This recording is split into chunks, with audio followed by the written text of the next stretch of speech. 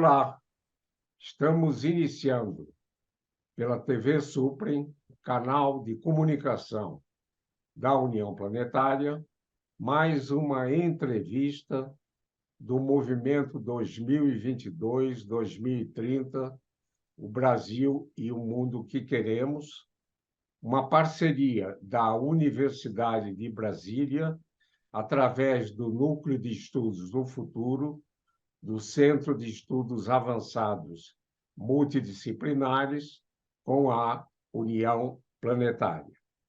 Hoje teremos o privilégio de conversar com o professor Sérgio Cortizo.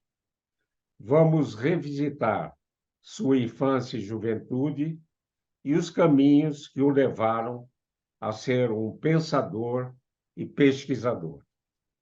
O nosso convidado é bacharel e mestre em Física pela Universidade de São Paulo e é doutor também pela USP em Filosofia na área de Lógica.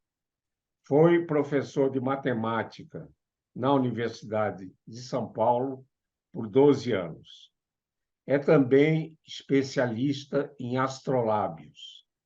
Desde 2009, é servidor público do governo federal como especialista em políticas públicas em questões relacionadas a mudanças climáticas e energia. Muito obrigado, Sérgio Cortizo, por ter aceito ao nosso convite.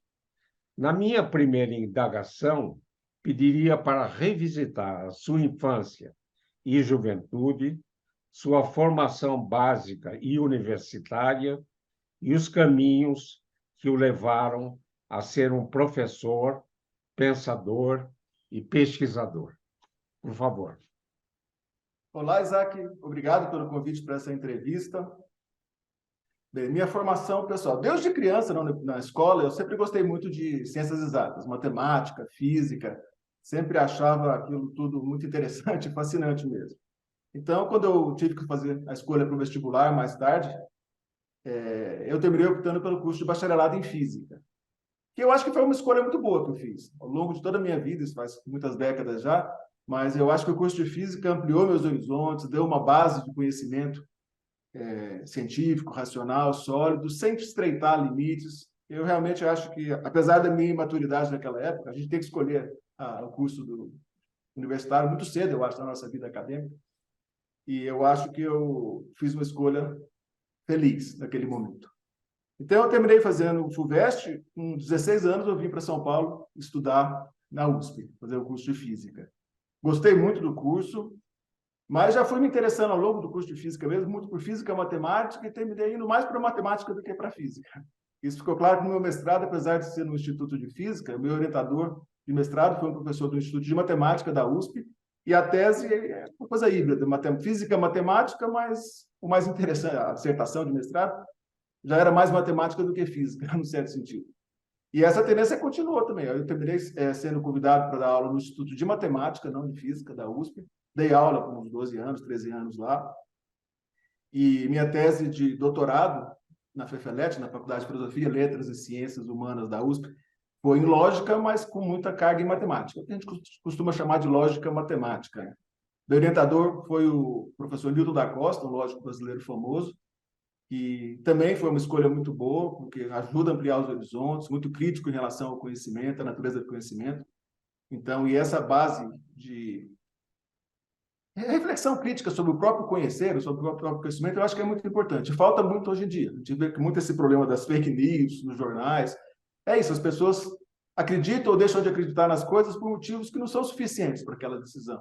Então, refletir sobre as bases do nosso conhecimento, o que a gente pode confiar, o que não pode, o que é um conhecimento limitado, quais são os limites, as incertezas do conhecimento. Eu acho que é uma coisa muito importante, hoje mais do que nunca. E o meu doutorado em filosofia terminou dando de novo, essa base horizontal. Então, a minha formação acadêmica, eu acho que foi, para a minha personalidade, foi muito boa, foi muito adequada, porque, ao mesmo tempo, abriu horizontes, não fechou. Eu sou uma pessoa muito curiosa sobre diversos campos, acho que isso vai ficar claro ao longo da nossa conversa aqui. Então, eu não gostaria de ficar fechado num campo especialista. Eu acho que eu não me daria bem de fechar num campo muito especializado. Mas, por outro lado, tem essa visão crítica, essa base matemática de ciências naturais, física, matemática, as hard science, que também é muito útil no dia de hoje. Por exemplo, eu trabalho com mudanças climáticas e energia, e minha base de conhecimento em física é muito importante para isso, para os dois temas, os dois aspectos. A mudança climática é, antes de tudo, um fenômeno físico, e a questão das fontes primárias de energia, que está por trás das mudanças climáticas, também envolve muita pesquisa básica em física, pesquisa da fusão nuclear, que eu acompanhei, inclusive, desde a época da universidade. Então, num certo sentido, desde aquela época, a minha formação já me apontou para isso, o que eu trabalho hoje, que é a questão no governo federal agora, desde 2009, eu trabalho no governo federal como especialista em políticas públicas, como você disse, e sempre tentando trazer a questão das mudanças climáticas, o problema das fontes de energia, fontes sujas, fontes limpas, tentar trazer para o governo a percepção da urgência e da gravidade do problema. Eu acho que, mesmo dentro do governo federal, ele é subestimado hoje, o problema. No mundo inteiro e no Brasil também. Mas a minha trajetória foi mais ou menos essa. Muito bom, bela trajetória. Meu caro Sérgio, dedicou-se por muitos anos no estudo e construção de astrolábios, instrumentos inventados de 3 a 2 séculos antes de Cristo. Poderia revisitar a história e importância desse instrumento e sua experiência na construção de astrolábios? Esse é o tema que me interessa muito. Eu tenho um verdadeiro fascínio pelo astrolábio e eu até vou tomar a liberdade de apresentar um que eu mesmo construí. Isso é um astrolábio, não é antigo, não é um astrolábio medieval, nem renascentista. Esse foi um que eu mesmo construí, mas tentando fazer uma réplica de um astrolábio famoso, de um astrolabista famoso, Abdallah, um astrolabista persa. E é interessante para quem nunca viu um astrolábio ter uma ideia do que é. Ele tem essas duas faces, é um instrumento portátil, não é uma coisa grande, você pode colocar numa mala, levar de camelo, levar de barco para qualquer lugar. E falando um pouco sobre o funcionamento, para que serve um astrolábio? Basicamente, ele combina aqui atrás um instrumento de medida. Ele tem uma reguinha, tradicionalmente chamada de alidade, que alinhando a régua com o ponto de vista para uma estrela ou para o Sol, fazendo a sombra, eu consigo medir muito facilmente a altura desse astro em relação ao horizonte, a altura em graus, né, do astro em relação ao horizonte. E o que a gente tem na parte dianteira do astrolábio é um computador analógico, sofisticadíssimo, que faz trigonometria esférica. E esse computador permite transformar a medida que a gente fez agora há pouco em outras coisas úteis. Por exemplo, o horário do dia ou da noite. O astrolábio é muito mais antigo que qualquer relógio mecânico, confiável, pelo menos. E ele já era usado para determinar a hora do dia ou da noite com precisão de minutos, desde a Idade Média até um pouco antes, na Antiguidade. A história do astrolábio é um pouco confusa porque há evidências assim, textuais que ele foi inventado pelos antigos gregos, antes de Cristo, como você falou. Mas o instrumento conhecido, mais antigo, é datado mais ou menos do século IX. É um instrumento árabe.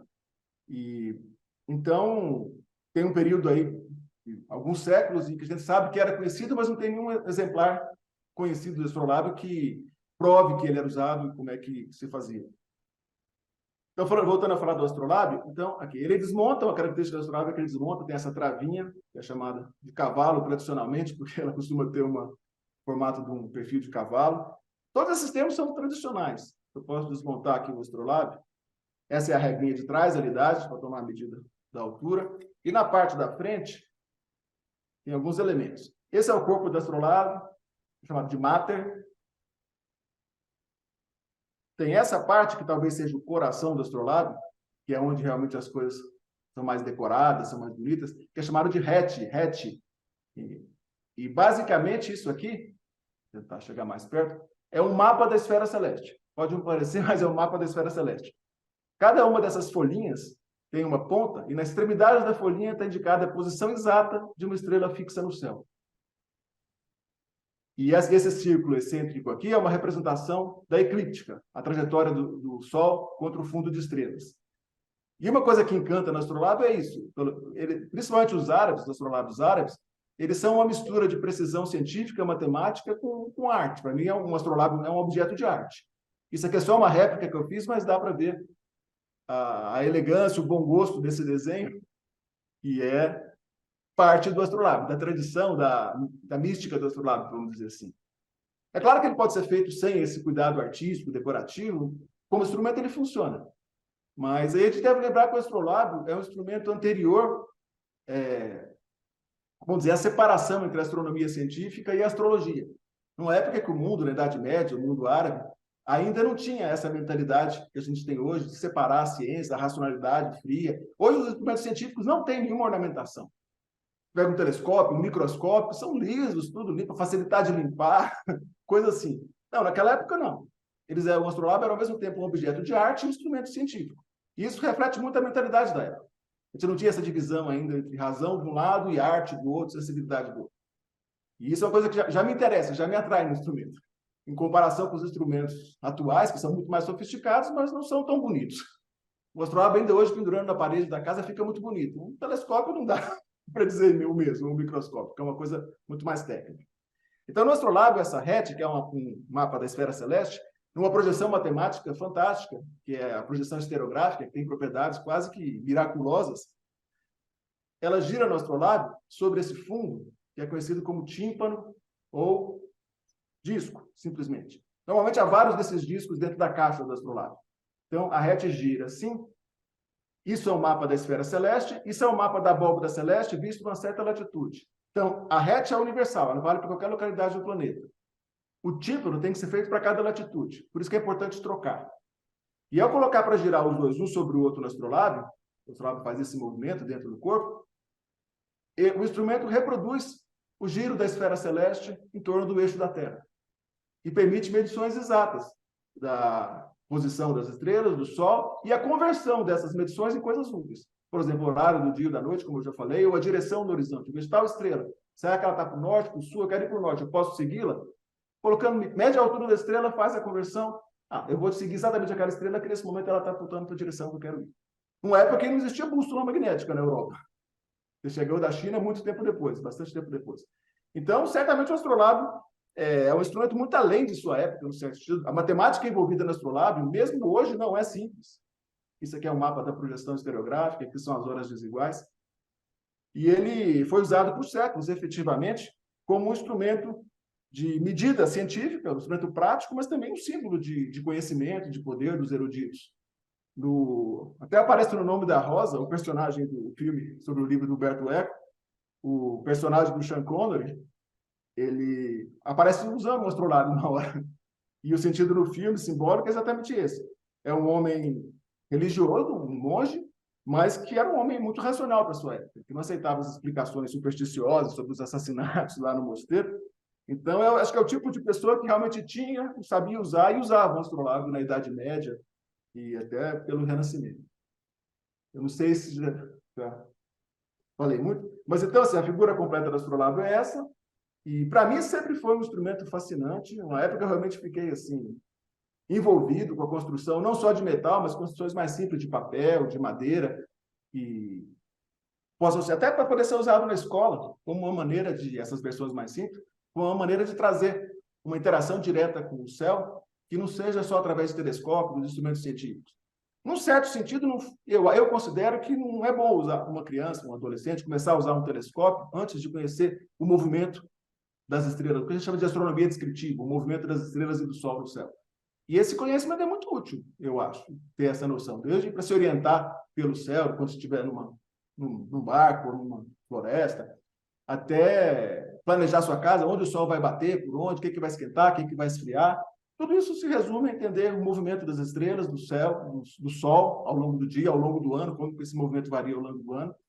E tudo isso está no astrolábio. Quem sabe usar, sabe construir, certamente assimilou esse conhecimento. Muito boa descrição do astrolábio. Enquanto você nos apresentava, né, o astrolábio, eu estava pensando se não seria interessante fazer um instrumento semelhante para ser um indicador de bom senso, né, dos governantes, né, do mundo todo, né, no sentido de poder orientar para a gente ter um mundo melhor, né, sem desigualdade social, sem fome, sem guerra, etc.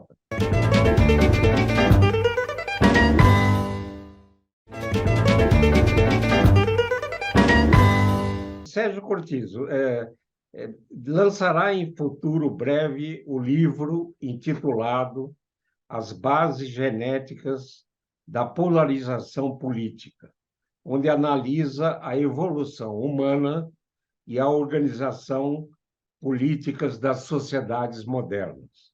Poderia comentar e destacar os principais conceitos dessa obra? Sim, exato. De fato, eu estou terminando de preparar a edição desse livro, e essa polarização política que o livro está falando é essa polarização ideológica entre direita e esquerda, às vezes conservadores e progressistas. A gente sabe que esses termos, direita e esquerda, vieram da Revolução Francesa, eram posições na bancada da Assembleia na Revolução Francesa, vistas em relação à mesa, mas desde então eles são usados nos mais diversos contextos. Foram usados na Europa, são usados no Oriente. Hoje a gente fala em qualquer lugar, posição de direita, posição de esquerda, todo mundo sabe o que a gente quer dizer, mais ou menos, pelo menos. Então, isso já indica que tem uma base mais profunda, não é uma coisa cultural. O que um conceito, uma divisão que foi feita na França, num certo momento histórico, é usada quase que universalmente 200 anos depois, e de uma maneira que todo mundo sabe o sentido, e o sentido é exatamente o mesmo. Isso acho que já é uma coisa curiosa, a gente parar para pensar. 10 anos depois do termo começar a ser usado na França, ele começou a ser usado na Inglaterra, exatamente com o mesmo sentido. Então, claramente, ele distinguia como que se dois polos da ideologia política do ser humano. E a possibilidade que o livro explora, que eu tento desenvolver no livro, é que, de fato, essa polarização entre direita e esquerda, ela tem uma base muito mais uma base psicológica, individual, muito mais profunda do que normalmente se presume. Não é só uma coisa cultural, relativa a tal sociedade. Não, sempre volta, sempre com essa mesma cara. Porque ela reflete uma maneira de ver a sociedade, o grupo social, que está assimilada geneticamente pelo ser humano. Parece uma hipótese meio forte, essa, colocando assim, e de fato, causa um certo estranhamento, mas eu acho que essa hipótese explica, por exemplo, a universalidade dos conceitos de direita e esquerda. Desde que foram criados, nunca mais saíram do jornal e vão continuar aí por muito tempo. E hoje a gente está vendo. Nos Estados Unidos, mesmo no Brasil, o debate sobre a polarização política é realmente essencial para entender o que está acontecendo, a habilidade da sociedade de lidar com seus problemas coletivos, que não são poucos, e para tentar agir na direção do mundo melhor, como você colocou, como é a preocupação de todos nós, eu acho. E eu sei que parece meio distante falar de organização política, posição política, ideologia e genética, mas essas coisas se ligam através da evolução humana. A minha opinião é que o ser humano tem uma natureza, ou seja, já nasce com um conjunto de predisposições mentais, de estruturas mentais para tais comportamentos. Não é uma tábula rasa, como se diz. A cultura tem o seu papel, o ensino tem o seu papel, mas a gente já nasce, o nosso DNA já tem codificado um conjunto de estruturas mentais que vão aparecer toda a nossa vida, vão condicionar o nosso comportamento toda a nossa vida. Um exemplo dessas estruturas são os instintos. Os animais também têm, é muito fácil de ver que é muito parecido. A gente já nasce com os instintos, eles não são aprendidos culturalmente. O que a cultura faz é dar um jeito de a gente lidar com esses instintos. Mas o ser humano também não é só instinto. A minha opinião é que a gente tem um outro conjunto de predisposições psicológicas congênitas, inatas, que eu gosto de chamar de arquétipo, que talvez a primeira pessoa que realmente percebeu essa dualidade no ser humano foi o médico suíço Carl Gustav Jung. Ele colocou isso claramente, que a mente humana se estrutura em torno desses dois pares de conjuntos de predisposições inatas, ou seja, não são culturalmente condicionadas. Isso é importante a gente entender a cultura, o papel da cultura na formação da personalidade, na organização social, mas é igualmente importante entender o papel da genética. O que o ser humano já traz do ovo, vamos dizer assim, já traz, está no seu DNA, e que, de alguma maneira, esse conjunto também vai dialogar com a cultura, e nenhum dos dois pode ser negligenciado. Eu vejo muito hoje essa predisposição de achar que tudo é um problema cultural, tudo pode ser resolvido através de manipulações culturais, de evolução cultural. Não. No longo prazo pode até ser, através da coevolução gene e cultura, como a gente chama. Mas muito no longo prazo, no nosso horizonte de uma vida humana, não. O que a gente tem para fazer é conhecer e respeitar essa estrutura genética e adaptar, no certo sentido, da cultura a essa estrutura. E eu acho que é o que não acontece hoje nos sistemas políticos das democracias representativas ocidentais. Os iluministas que criaram esse sistema político, mas não é a ideia dos três poderes, do Estado laico, que hoje vigora na maior parte dos países do mundo, é um tipo de paradigma, né, da ordem política, não conheciam os arquétipos e estavam meio em guerra com a religião, que era, de alguma maneira estava ligada, e preferiram, não, tudo isso é superstição, vamos construir um mundo com base nisso aqui. E essa estrutura política que foi criada, ela leva em conta, claro, essa natureza humana, na medida, por exemplo, que a repartição dos poderes e os sistemas de checks and balances, claramente é para evitar que um tirano, um ditador, que uma pessoa use o seu instinto de dominação e se sobrepõe à ordem social. Mas esse não é o único risco. Esse é um risco que vem dos instintos, mas tem outros riscos que vêm da própria divisão desses dois polos que tem na nossa cabeça. E a polarização política eu entendo como sendo uma manifestação desse risco, que não está previsto nos sistemas políticos atuais e que termina sendo um calcanhar de Aquiles, um ponto fraco. Recorrentemente, esse problema surge, se agrava e destrói a sociedade, muitas vezes. Talvez hoje não seja muito conhecido, mas a Alemanha, do entreguerras, teve um processo desse muito claro entre os nazistas do lado direito e os comunistas do lado esquerdo, e o processo chegou a um ponto de ruptura que os nazistas tomaram o poder absoluto e foi o desastre que todo mundo sabe que foi a Segunda Guerra Mundial. Também é um exemplo de polarização. A gente está vendo isso hoje renascer no mundo, e eu acho que enquanto vamos dizer, essa componente genética do problema não foi equacionada, ele não vai ser resolvido. A gente não vai tornar as nossas sociedades, os nossos sistemas políticos imunes a esse problema, que é grave, não é assim pouca coisa. Ele realmente sai do controle, ele se retroalimenta, e no final sobe uma ditadura que destrói tudo. Ou seja, é o pior rumo possível. Para quem está preocupado com construir um país melhor, um mundo melhor, acho que é absolutamente essencial essa questão. E por que eu acho que tem essa ligação tão direta entre instintos e arquétipos e a organização política e a polarização política? Aí entra um pouco na questão da evolução humana. Como que a nossa espécie chegou a ter essas duas predisposições assimiladas geneticamente? Vou falar muito rapidamente, o livro vai falar um pouco mais sobre isso, com muito mais cuidado, claro, mas basicamente os nossos instintos são comportamentos, predisposições comportamentais genéticas que foram assimiladas, são um tipo de memória evolutiva da vida nas florestas equatoriais africanas, que predispõe os indivíduos a comportamentos territoriais, hierárquicos, sempre tem um macho alfa, como bandos de chimpanzés, e violentos. As pessoas têm que brigar pela sua posição na hierarquia o tempo todo, os animais, e, por outro lado, os bandos têm que brigar pelo seu território. Então, os instintos estão ligados a uma vida, a um modo de vida desse, que é adaptado evolutivamente à vida nas florestas. Os arquétipos são um tipo de memória evolutiva, e é a minha opinião agora, que eu coloco no livro. Os arquétipos são uma memória evolutiva da nossa vida nas savanas como caçadores, coletores, nômades. É o oposto do instinto. Os hominíneos e os primatas das florestas são territoriais, os caçadores-coletores são nômades. Por quê? Porque esse é o modo de vida necessário para você se adaptar à vida num ambiente muito mais pobre em recursos naturais. A savana é muito mais seca e, portanto, muito mais pobre. E, então, para conseguir sobreviver na savana, um bando de primatas tem que ser nômade, tem que ser cooperativo, e não precisa daquela hierarquia, pode ser muito mais igualitário. Isso termina sendo uma ordem social oposta àquela das florestas. Então, foi criado todo um conceito, na época da expansão dos nossos antepassados, das florestas para as savanas, foi criado todo um contexto evolutivo complexo em que o ser humano e os nossos antepassados conseguiram se adaptar à vida nesses dois meio-ambientes, esses dois biomas que exigem comportamentos sociais opostos, e essa assimilação dos dois comportamentos opostos é que gerou isso que eu chamei da natureza humana agora há pouco. Inclusive, tem outros antropólogos que concordam com isso, tanto observando os primatas quanto estudando trabalho de campo antropológico e etnográfico. Existe um antropólogo e primatologista que eu gosto muito, que morreu recentemente, Christopher Boyne, e ele chegou a uma conclusão parecida, que a natureza humana é ambivalente. O ser humano não é só egoísta, mas também não é só altruísta, ele é uma combinação complicada das duas coisas contraditórias. E assim em tudo. E isso é essencial, isso está na nossa natureza, a gente não vai se livrar disso. O melhor que a gente pode fazer é uma maneira de lidar com essa realidade socialmente e culturalmente. Mas, antes de tudo, como a gente sabe como é na ciência, Isaac. A primeira coisa é a gente conhecer, compreender, para depois tentar interferir, mudar, melhorar. Sem esse conhecimento básico de como as coisas são, negligenciando isso, não raro a gente termina tentando ajudar e atrapalha. Os resultados das nossas ações terminam sendo o oposto do que a gente pretendia. Então, esse conhecimento científico, básico, racional, criterioso, eu acho que é o primeiro ponto antes de intervir em qualquer tipo de realidade, principalmente as mais complexas, como é uma sociedade humana, como é a mente humana. Então, assim, só recapitulando,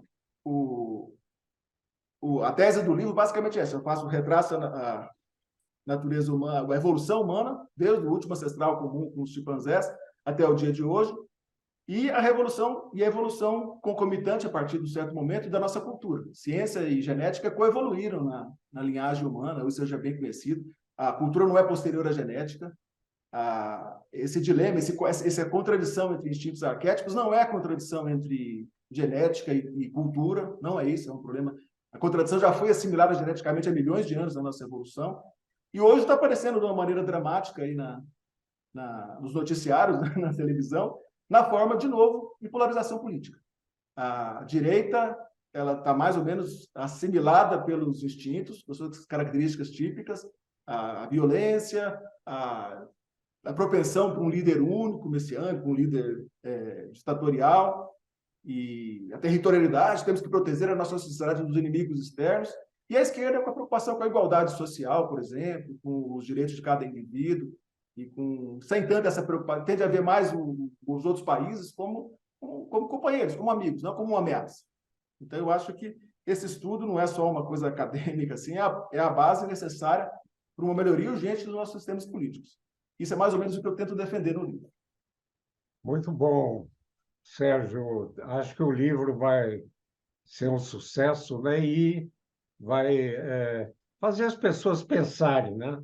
E analisarem esse caminho da civilização, né? De uma maneira racional, científica, né? E parabéns pelo tema do livro, né? Que considero que vai ser muito importante. Obrigado. Sérgio Cortes, nós estamos chegando ao final da nossa conversa e tendo em vista que o movimento 2022, 2030, o Brasil e o mundo, o que queremos, procura incentivar os jovens para acharmos os caminhos, né, para um Brasil e um mundo melhor e mais justo, pediria, nesses instantes finais, que enviasse uma mensagem aos jovens que nos assistem. Olha, Isaac, alguém já falou que a gente não devia estudar nada no que não esteja interessado. Porque o que a gente estuda sem estar interessado, a gente não entende, não aprende, não gosta. Não aprende, simplesmente não funciona. Mas a gente sabe que no mundo de hoje, complexo, complicado, a gente tem a escola, tem as provas, tem concursos, a gente termina tendo que estudar muita coisa que, naquele momento, a gente não estaria interessado em estudar. E na escola acontece isso, por melhor que seja a escola. Mas o que eu diria para os jovens é: conhecer é uma das coisas mais maravilhosas do mundo. Essa é a minha opinião. Aprender é uma alegria, é uma coisa realmente prazerosa. Então, eu sugeriria que eles não deixem a mediocridade do nosso dia a dia, de estudar a coisa só porque vai cair na prova, contaminar, não deixe que isso tire deles a maravilha que é conhecer e a delícia que é aprender. Isso é uma coisa que, além do momento, da gratificação própria, ainda é a base de uma vida mais sensata, mais racional, uma vida melhor para todo mundo.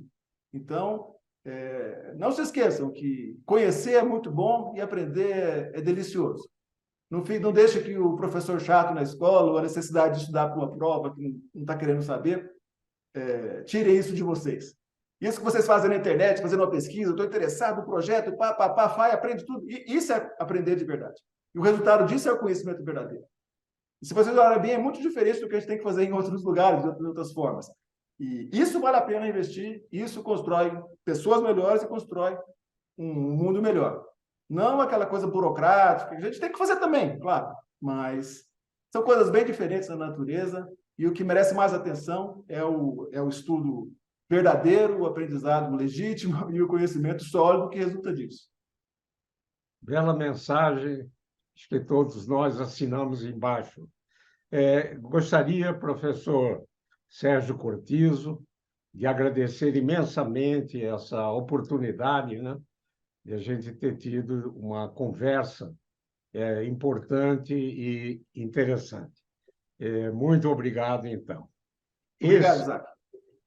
Esse e outros programas do Movimento 2022, 2030, o Brasil e o Mundo que Queremos, podem ser acessados no canal YouTube, no canal Supre.